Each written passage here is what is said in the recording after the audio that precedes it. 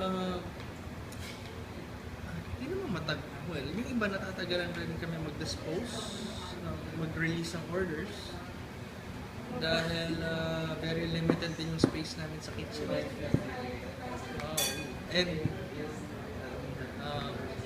it's quite surprising na before we don't have food. So ang gamit lang namin 2 burner, ngayon we're using 5 burner na.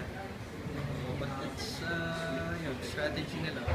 Because we're not really a fast food one, that's why nagkakataon na you make follow-ups. Or ano pa bang problema? Problema as very minor as naubusan na kami ng LPG, we have to transfer it. Yun lang naman, pagka-transfer, and it will entail time pa rin.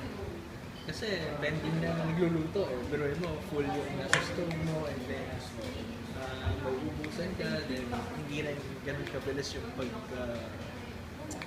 do you call this, pag-change ng LPG, although lagi na may stock.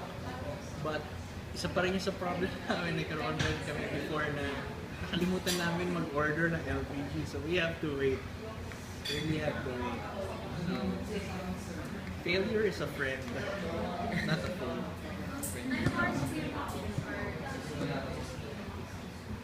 Because, according sa inyo, anong oras? Usual. What do you mean handle? Lahat ng tao?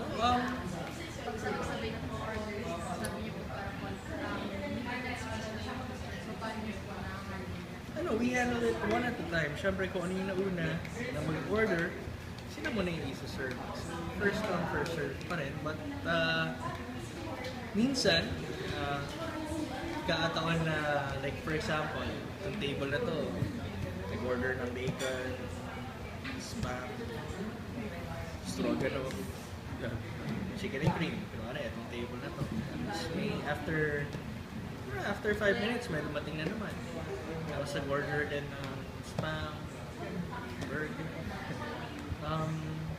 Depends kasi yung items na yun, madali lang maluto eh. Kasi iba, spam, luto na yun actually, init mo na lang din talaga.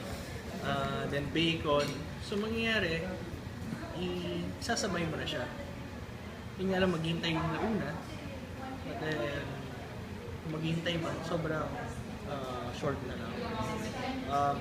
But then again, kung meron namang items na medyo matagal na lutuin, and then like yung mga breaded fish. Yung breaded fish, ibre-bread pa lang namin yun, hindi naka-bread na. That's why yung crispiness nun, kung makapansin yung coating nun, talagang makaapal. Doon lang namin, ewan kung na-try nyo na yun. Talaga? Anong sauce nun? It's our Sweet chili sauce. Diba? Makapal, diba? Maluto.